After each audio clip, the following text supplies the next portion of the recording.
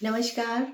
शून्य बोधिसत्व में आपका स्वागत है। और जैसा कि आप सभी जान ही रहे हैं, शून्य बोधिसत्व द्वारा एक ये नई श्रृंखला आयोजित की गई है जिसके अंदर हम आध्यात्मिक प्रगति के लिए जुड़े हुए हैं। तो इसी श्रृंखला को आगे बढ़ाते हुए आज हम चलते हैं त्रिकोण पर। इस वीडियो को बहुत ही ध्यानपूर्वक सुनना, क्योंकि यह वीडियो एक ऐसी वीडियो है, यह जो त्रिकोण है ये ऐसा है जिसके ऊपर पूरा का पूरा अध्यात्म टिका होता है। चाहे वो किसी भी मार्ग के हों, वो भी यहीं तक पहुंच रहे हैं। किसी भी मार्ग हो, कोई भी विधि हो, कोई भी टेक्निक है, कोई भी मेथड है, कोई भी उदाहरण है, सब कुछ इसी के बारे में बता रहे हैं। तो इसी को बहुत अच्छे से और ध्यानपूर्वक सुनना है हमको। ये है एक त्रिकोण। त्रिकोण में ये है अस्तित्व।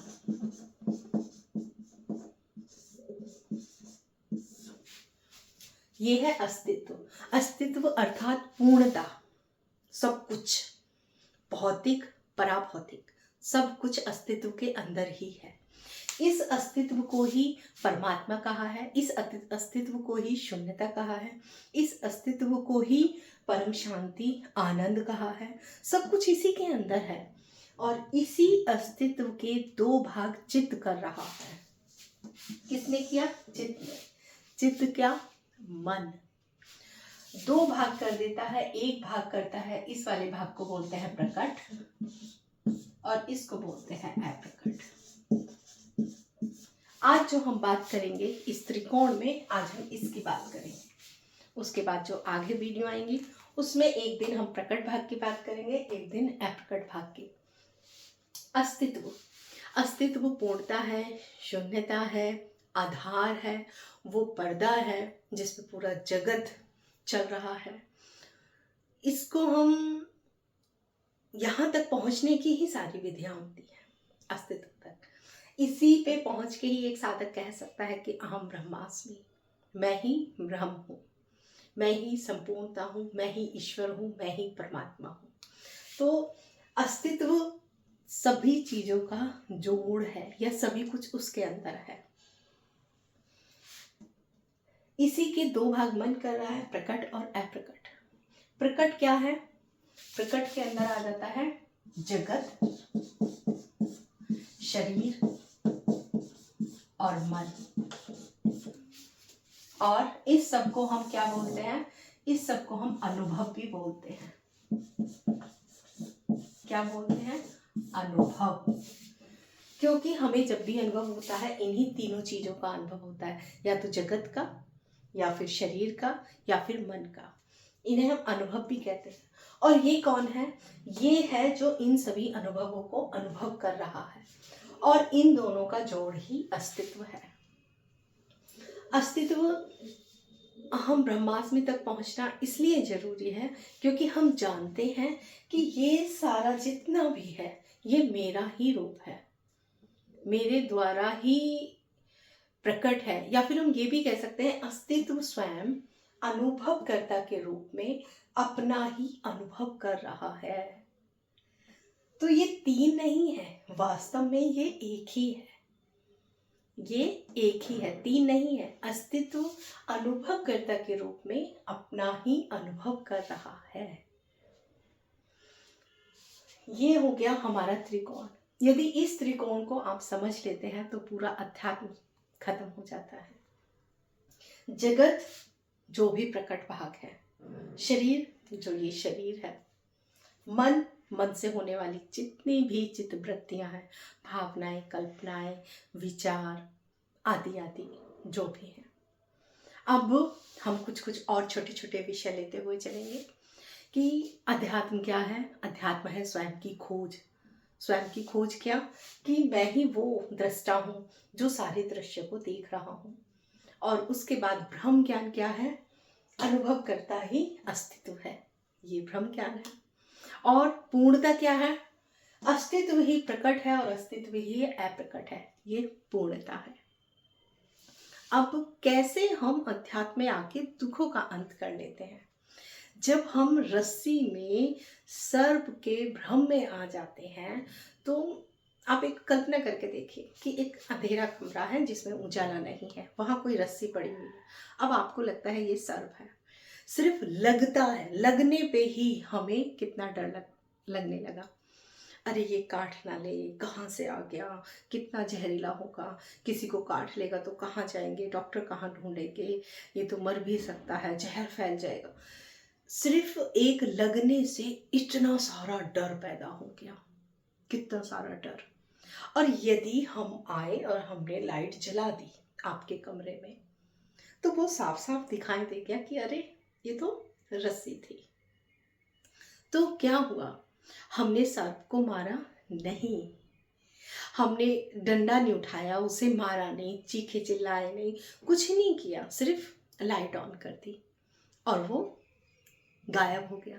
क्या हम ये भी कह सकते हैं गायब हो गया? जो था ही नहीं वो खत्म कैसे हो गया? अगर वहां वास्तव में सर्प ही होता तो लाइट जलाने पे भी वो सर्प ही दिखता, लेकिन हमने जैसे ही लाइट जलाई तो वहां पे हमें रस्सी दिखाई दी। इसका मतलब वहां कुछ था ही नहीं, हमारा भ्रम था। उसी तरह से हमारा जीवन है।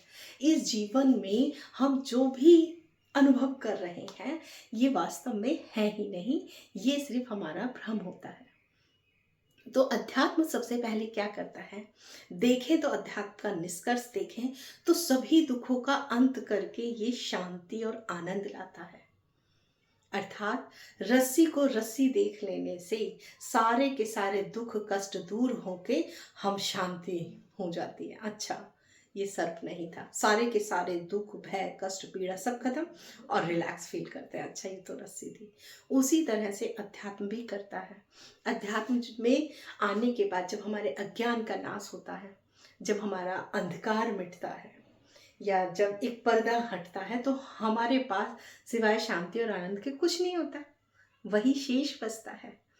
तो अध्यात्म को हम ये भी कह सकते हैं सभी तरह के दुखों का अंत होता है, ये भी कह सकते हैं अज्ञान का नाश होता है, ये भी कह सकते हैं परमात्मा की प्राप्ति होती है, ये भी कह सकते हैं मैं कौन हूँ ये जानते हैं, ये भी कह सकते हैं कि माया का पर्दा हट गया। तो हमने देखे हम तो सभी तरह की समस्याओं का समाधान अध्यात्म के अंदर है। इसीलिए अध्यात्म इतना महत्वपूर्ण है जीवन में। बहुत सारे साधक पूछते हैं इससे क्या लाभ होगा? लाभ ये होगा जो बेफिजूल की आपकी पीड़ा है, कष्ट है, दुख है, अवसाद है, यहाँ तक कि लोग डिप्रेशन में आ जाते हैं, उस सब का नाश हो जाता है और जीवन बहुत शांति और आनंदपूर्ण आप जीते हैं। सही जीवन का जो आनंद है वो एक आध्यात्मिक व्यक्ति ही लेता है। एक आत्मज्ञानी व्यक्ति का जीवन बहुत सुंदर होता है। तो आत्मज्ञान को हम कैसे प्राप्त करें? त्रिज्ञान कार्यक्रम से आप शुरुआत कर सकते हैं। पूर्णतः निःशुल्क है, आप ऑनलाइन कर सकते हैं, फेस टू फेस केवल आश्रम पर भी आके कर सकते हैं, मार्गदर्शन भी कर सकते हैं आप। और बहुत ही सहज है, सहज इतना है कि बस हमने कमरे में लाइट जलानी है और सब कुछ आपके सामने है। हम कुछ भी हटाना नहीं है, क्योंकि हम हटा सकते ही नहीं है, हम छाया को नहीं मिटा सकते हैं, है ना। हटाना कुछ भी नहीं है, सिर्फ देख लेना है कि यहाँ सब जैसा कुछ है ही नहीं, सिर्फ ये देख लेना। तो हम ये लक्ष्य भी बना सकते हैं, दुखों से मुक्ति। गौतम बुद्ध ने तो इसी को बेस लिया है। उन्होंने परमात्मा की बात ही नहीं की, उन्होंने आत्मा की बात ही नहीं की। उन्होंने कहा जीवन में दुख है, दुख का कारण है तो निवारण भी है। तो आप यहाँ से भी शुरुआत कर सकते हैं। अगर जीवन में बहुत दुख है तो आप यहाँ से भी शुरू कर सकते हैं, कैसे हम अध्यात्म से अपने सभी दुखों को हटा दें जीवन से। अब यहाँ पे एक प्रश्न ये भी उठता है कि क्या वास्तव में दुख हट जाते हैं? अगर दुख वास्तविक होते तो दुख हट भी जाते। दुख मात्र भ्रम है। तो हमें ये पता चलेगा कि दुख मेरे नहीं है, मैं दुखों से अलग हूं, मैं पृथक हूं दुख से। ये मात्र एक चित्त वृत्ति है, ये खेल है मन का। तो यही सब हम अध्यात्म में जाते, हमें ज्ञात होता है अध्यात्म में। बहुत ही सुंदर और आनंदमय जीवन हो जाता है अध्यात्म में आने के बाद। तो हम आगे बढ़ेंगे एक और नई वीडियो के साथ। धन्यवाद।